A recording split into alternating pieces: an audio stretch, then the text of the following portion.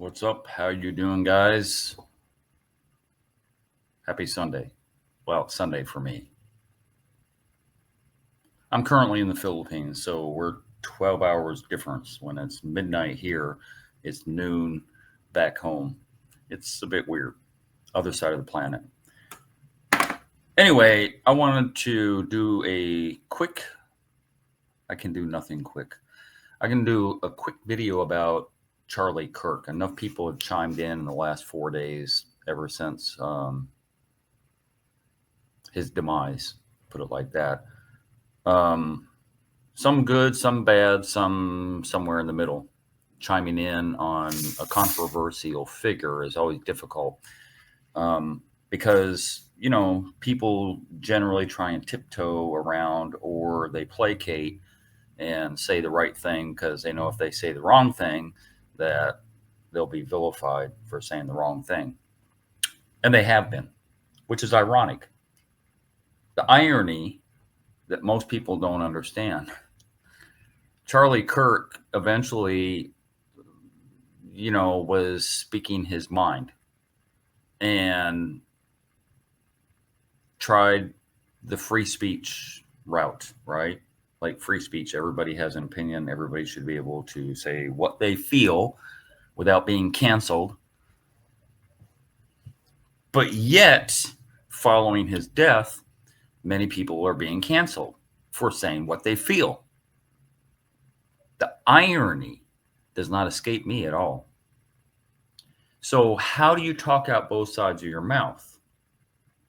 How do you say, we want to be able to have our free speech and not be silenced? But then when people speak out against him, you shouldn't be saying that. You don't know what you're talking about. And people have been fired, apparently. There have been people fired from their jobs and certain things because, they posted on social media what they felt. I don't know. Like the whole thing to me is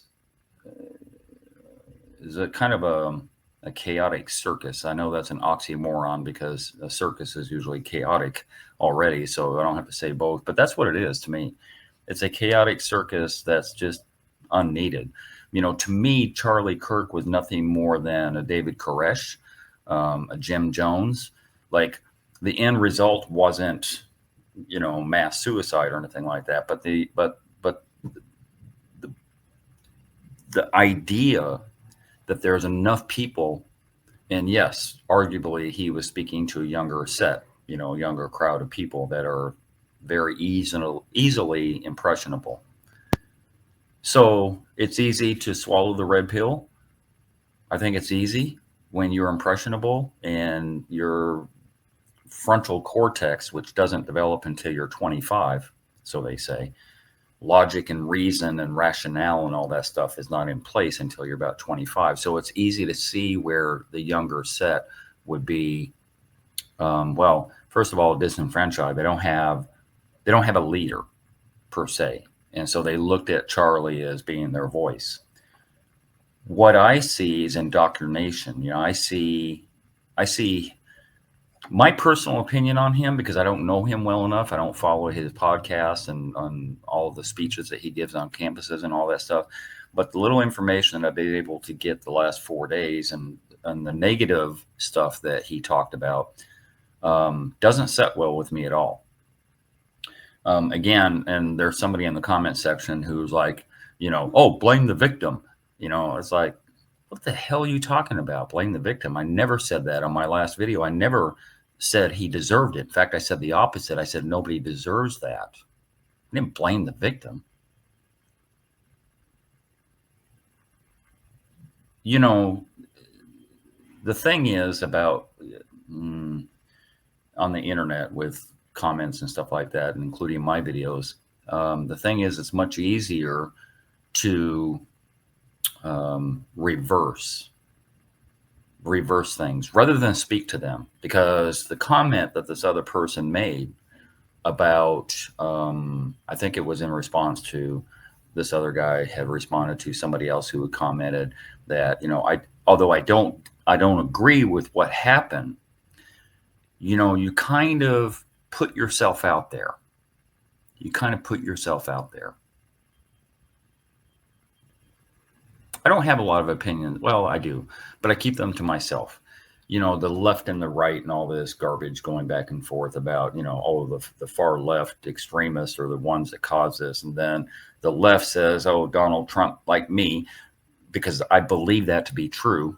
The divisiveness that we've had in the last 6 or 7 years is squarely on Donald Trump. We've never, ever had a president who speaks so much violent hatred and anger toward the other side than we did with Donald Trump, and still do, and still have to put up with for another 3 years.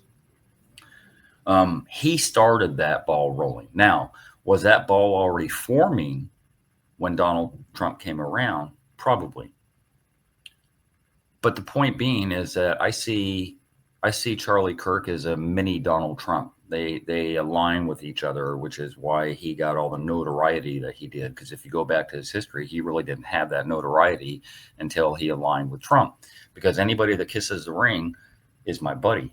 Like, I'll wrap my arm around him, and it's like, yeah, you can be on my stage and all that stuff. And they were on the stage together.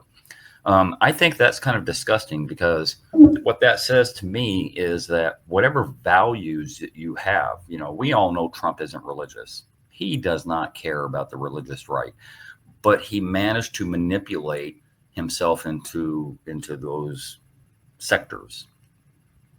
For Charlie Kirk to do that as a religious, I'm going to call him a fanatic, because that's what Charlie Kirk is, a religious fanatic, to align himself with Trump is disgusting because of all the stuff that Trump said. Although, conversely, Charlie said a lot of the same stuff.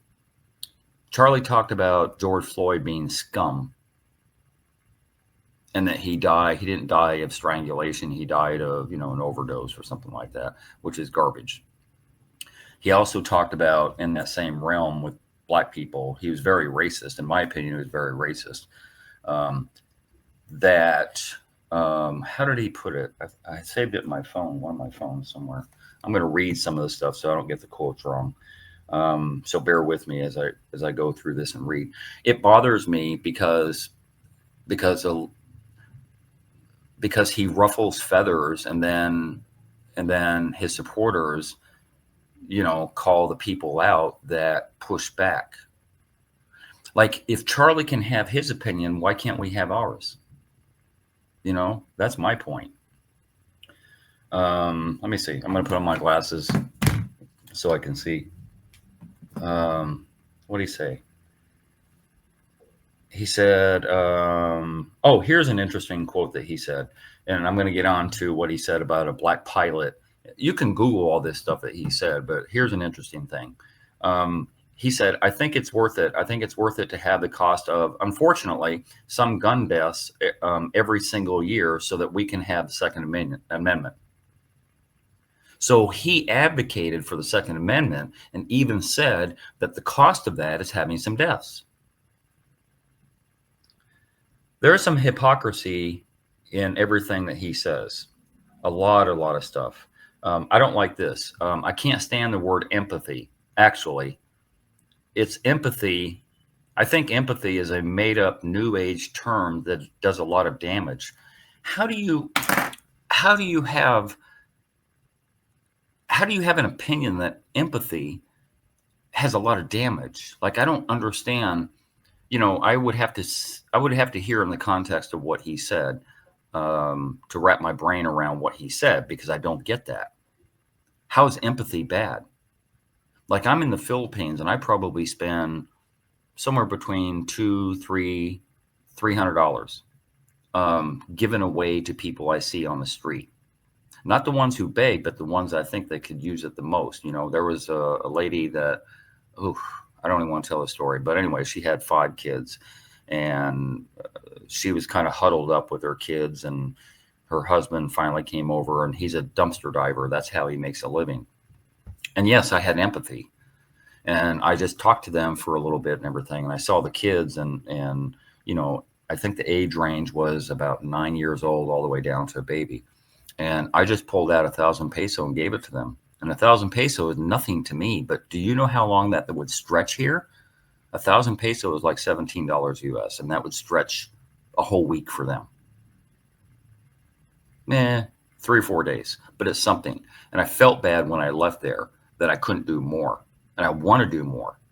And if I can make it happen before I leave, I'm going to put them in a hotel, all 5 of the kids, mom and dad, in a hotel for a couple of days. Kind of a low-end hotel, but nevertheless, to get them cleaned up, to let them live normal for a couple of days. That's empathy. I was homeless myself a couple of times in my life, and I can't imagine anyway, I'm not going to go on too long because I'll just, how is empathy a made up new age term? I've always had empathy ever since way before Charlie was even born. And it does a lot of damage. How is that possible? Oof, that's disgusting. He also talks about that the black people were better in the 1940s under Jim Crow laws. While debating a college student, Kirk said they were actually better in the 1940s. It was bad, it was evil, but what happened? Something changed. They committed less crimes. The person he debated responded 4,000 black men and women and children were killed in violent lynch mobs. Racial terror permeated American culture for hundreds of years, which is true. You don't think that affected the generational psyche of the entire group of people? And then he responded, Black America is worse than it was in the last 80 years. He interrupted. Black America is worse than it was in the last 8.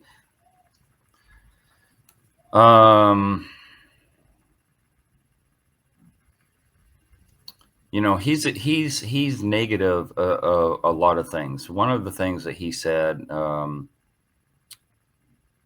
let me see. Besides all the trans stuff I'm not going to get into.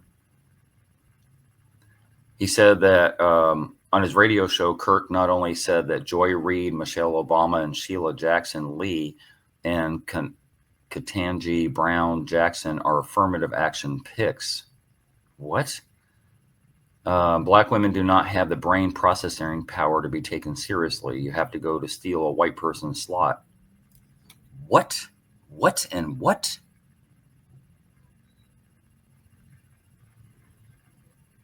The reason that sets me off a lot more than maybe somebody normally would, I've been immersed in the Black community for many years. I was married to a Black woman. I have a mixed child. And to say something vile and disgusting like that is just disgusting. They don't have the brain processing power to otherwise be taken really seriously. You had to go steal a white person's slot to be taken somewhat seriously. What are you talking about? There's another one on here who, let me see. There was something about, the tragic, there it is. Following the tragic January collision between the American Airlines plane and the Black Hawk Army helicopter, Donald Trump suggested diversity, equity, and inclusion efforts, DEI, were at fault. Kirk added to this saying, if I see a black pilot, I'm going to be like, boy, I hope he's qualified. If I knew this about Kirk 5 years ago, 7, 8 years ago, I would have made videos against, I don't know. He's in his own lane. I don't know that I would have made videos, but that alone makes me not like the guy. That alone. There's a lot of stuff that he said. I could go through other stuff, but he's against trans. He's against homosexuals. He's against black people. He's against anybody that doesn't look like him or think like him. And this Christian mantra that he goes on from 2,000 years ago, where a woman should be barefoot and pregnant. Your career can wait later. Your career, put that off. Like if you're 30 years old and trying to get married, I'm not going to quote him, but basically he said, if you're over 30 and trying to get married and have kids now, you already missed the boat and blah, blah, blah. He talks a lot like Kevin Samuels, although I believe a lot what Kevin Samuels talks about. Some of it's archaic. Some of it is backwards. The whole abortion thing that he takes off of a religious thing. Here's the irony. The people who are anti-abortion are generally men. which is weird to me. And they also are hypocrites. My sister was an anti-abortionist back in the 90s. She was on a couple of talk shows and stuff like that with Randall Terry. Randall Terry, who started up the Right to Life movement back in the 90s. She'd be on talk shows with him, basically saying, you shouldn't kill your child and this and that, blah, blah, blah. And they were just espouse all their beliefs, over and over. We will adopt them if you don't want them. My sister is 66 years old and has never adopted a child in her life, not even attempted. Didn't even do a great job with her own daughter, the one daughter she had. Didn't even do a great job with her. And then along comes Charlie Kirk talking about, anti-abortion rhetoric. Even if there's one quote on here, what if something to the effect of, what if a young girl is raped or something like that, should you still keep the kid? And Charlie says, yes, you should still keep the kid. And there's an adoption thing integrated into that. But guess what Charlie does? Charlie has his own 2 kids. So practice what you preach. If you're going to espouse all of your beliefs and all of your theory of what you think God wants and doesn't want, because that's all it is theory. If you're going to do that, then don't be a hypocrite. And don't be a hypocrite. I have no problem that he has 2 kids, okay? Don't get me wrong. The problem I have is, why doesn't he have 20? He could have adopted 18 of them. If he practices what he preaches, then he could have adopted. And here's another thing that bugs me a lot. I have a lot of stuff to say, and I don't want this video to go on forever. The practice what you preach mantra has a lot to do also with the empathy that empathy is a new age thing or whatever. What I told you, the story about these 5 kids and all that stuff, and that happens to me quite frequently here. I'll hand out money to, not beggars, like I said, but people who I see who don't ask for it, that I know need it and that could use it better than I could ever spend it. I think he died at 12 million. I think he had 12 million in the bank, something like that. And to my knowledge, and you can correct me in the comment section, to my knowledge, he's never given to charity. He's never done a charitable type of work. I don't like Oprah, but at least she's built schools in Africa. At least she's given away some of her wealth. And for Charlie never to have done that when he was here is kind of disgusting, because part of that Bible mantra is, treat thy neighbor as thy would thyself, and this and that. I can't quote from it, but I'm just basically paraphrasing, that you should look after your brother's keeper. You're your brother's keeper. So the fame and fortune is what he chased. He didn't chase doing good things to people. He didn't chase doing the right thing and making, I don't know. He rubs me the wrong way in a lot of different ways. He rubs me the wrong way. One of the other things, dying with that kind of money, whatever, the money thing is not, you're not supposed to, how does the Bible talk about something about enriching thyself, right? And at the disadvantage of the disadvantaged, something to that effect. It would be hard for me to have that kind of money and not give it away to charities or even start a charity. It would be very difficult for me to be able to hold on to my money and be greedy like that and to chase fame. That's what he did. Like a false god or something like that, and not quite to that extent, but you get what I'm saying, right? So what he chased was fame, obviously, and money. Hypocritical, as far as the Bible is concerned. There's a lot of hypocrisy in religion anyway, to begin with. A lot of hypocrisy. And I'm going to have a different video on my take on religion in a different video. Obviously, I just said that, redundant. But I don't like the hypocrisy that not only the Bible puts out there, but then you grab a hold of it as if it's your talking piece and you espouse all the things the Bible says, but yet you do the same thing. You have hypocrisy in your own speech, even though it's clear as day that the Bible doesn't talk about an eye for an eye. Like, you don't go out and kill somebody because they killed you. That's why we have a democracy. That's why we have a judicial system and all that stuff. But the irony of that, getting back, I'm skipping around a lot, but getting back to what I was saying earlier about him believing, even Trump talking about the death penalty for the person that's caught. It's all the people who are anti-abortion who are first to pull the trigger on somebody on death row. That's a hypocrisy. You don't have a right to take a life, is what they'll tell you if you want to have an abortion. You don't have a right to take a life. But they will push the button in a heartbeat to kill somebody else that's on death row, whether they're guilty or not, because most people on death row can't afford a good attorney. And a lot of people have been set free that were there unfairly. And a lot of people, I'm sure, have died on death row unfairly. So you cannot say you don't have a right to take a life, except for this exclusion here. We're going to make an exclusion to that because it's a baby and not a grown person. Doesn't matter. It's still a life. A life is a life is a life. The other thing that bothers me a lot about Charlie, getting back to the charitable type of stuff, which I don't see that he's done. And again, if I'm wrong, put it in the comment section. Like put a link of something that he's done for society. That for the short 31 years that he was here, other than this and this, what has he done? That I see, nothing.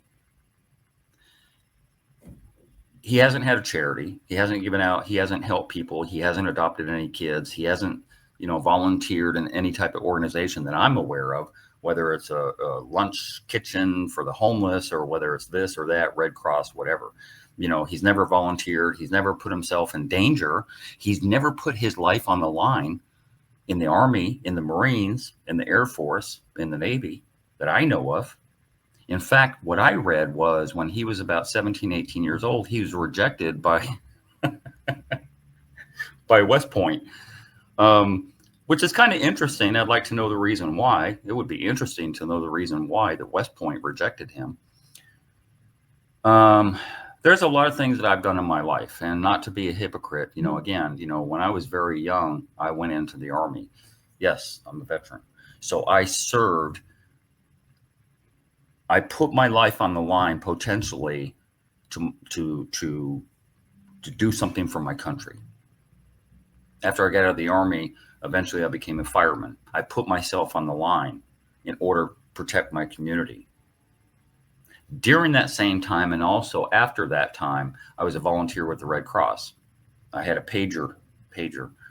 A pager is, I have to explain it to younger people. A pager is a little thing that goes off in the middle of the night when there was a fire or flood or any type of emergency in an apartment complex or a house or something like that. We would give out vouchers and we would help people. We would have empathy for people that were in a bad spot. Yes, and so I get to spend other people's money in the Red Cross. In fact, prior to all of that, before I became a fireman, I was a volunteer also with the Red Cross in a different capacity. I actually taught CPR on Saturdays. I gave up myself my Saturdays to teach for free CPR classes. And then, as I said before, I give out money, charitable money when I'm here, or even when I've been in Jamaica or the Dominican Republic, I do the same thing because I have empathy. So those things, and not to toot my own horn, but I've done probably 5 different things in my life or been involved in 5 different organizations in my life to give back to my community, give back to my fellow man, to have empathy for people of less means. I don't think Charlie ever has. I don't know if I want to go through some of the other stuff that he talked about. Blah, blah, blah. After Taylor Swift.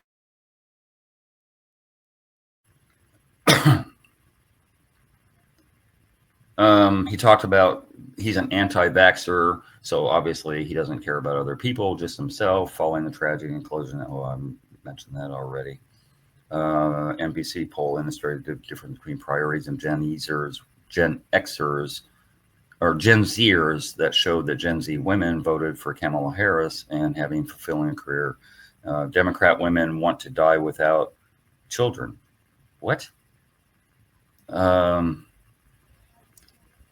Kirk repeatedly spread. Hold on a second. Spread misinformation surrounding the death of George Floyd. I already said that. Wanted to raise the age of retirement, but didn't think people should retire at all. Now, I will say and this is him speaking. Now, I will say for the future retirees, people under the age of 45, we should absolutely raise the retirement age. I'm going to say something very provocative. I'm not a fan of retirement. I don't think retirement is biblical. You say, Charlie, I'm going to go retire and I'm just going to go golf. I think, what a waste of the gifts of God has given you. What?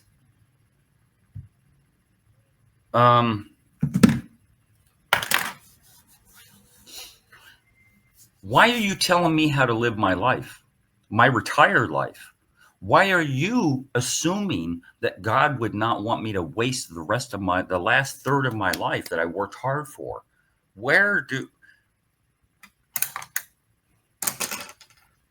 So now you're going to dictate to me when I can retire? Now you're going to wait till I'm 70, 75? What age am I supposed to retire at? The average American male dies at 78. So now you're going to say instead of 67, I have to wait till I'm 70? Based on what you think God tells you?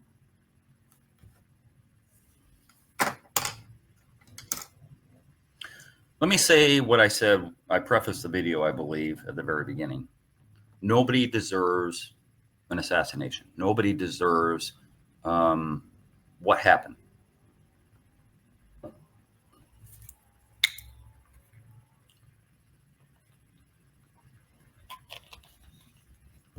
I could be wrong, and correct me in the comment section if I'm wrong.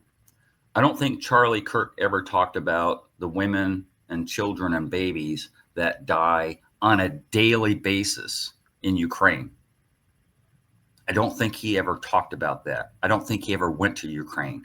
I don't think he ever gave money to any type of Ukrainian funded organization to help all of those people, the downtrodden.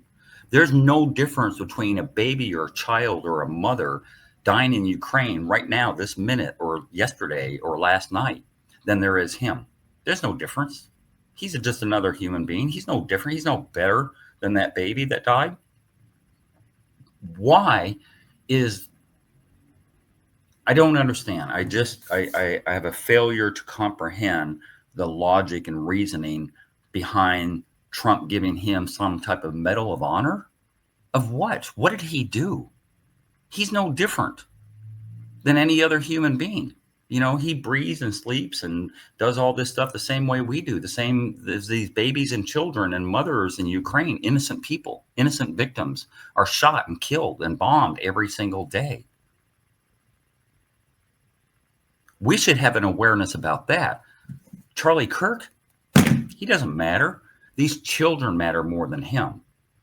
Remember, he talks about anti-abortion. If the children matter more, why aren't you doing something about it? Why aren't you doing something about it in Gaza? You know, with 40,000 people dead already in the last couple of years, and most of them women and children. Why aren't you doing something about that? How come you're not giving a charity about that? How come you're not taking it? I hate hypocrisy. Practice what you preach, because otherwise you're just preaching, and I don't want to hear you preaching, because what's good for you is not good for me. And let me make this clear also, before people blow up my comment section. The left and the right, you know, like I would align myself more on the left than I would the right. In fact, somebody said that Charlie Kirk is a center right. Yeah, center right. He's way on the right. I have also voted Republican a couple of times because I felt like they were the better party at the time. So I don't have a lane. I'm more what we call libertarian. Libertarian don't have a voice because we don't need a voice. Libertarians live and let live. That's how we feel. If I want to have my guns and I want to do this and I want to, my girlfriend or wife has an abortion, that's my business. Nobody else's but mine. You leave me alone. That's a libertarian. I'm not trying to push and espouse my belief system on anybody else. And the left tries to do it to the right, and the right tries to do it to the left. And, the Catholics try and do it to the Christians, and the Christians try and do it to the atheists. Everybody wants to push what they believe on somebody else. And people like me are just like, where's the popcorn?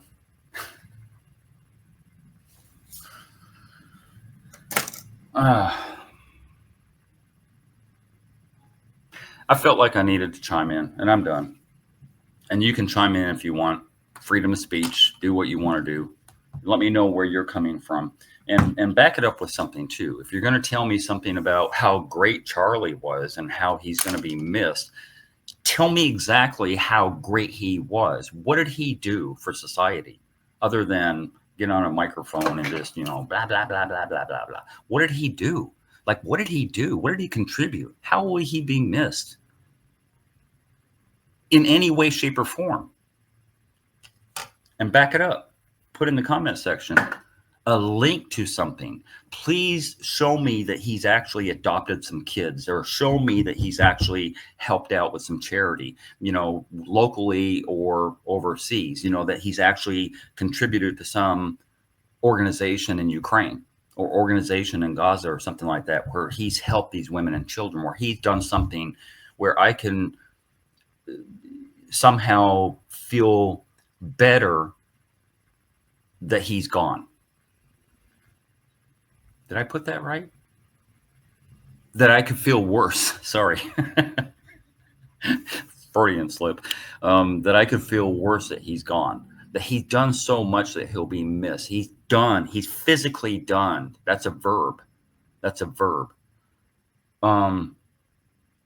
without him, XYZ won't happen.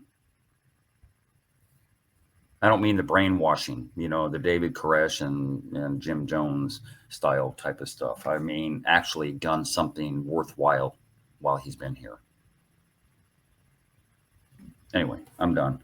Stay tuned for the next video. I have no idea what the subject matter will be. I didn't know I was going to do a video today, but I've just been on my phone.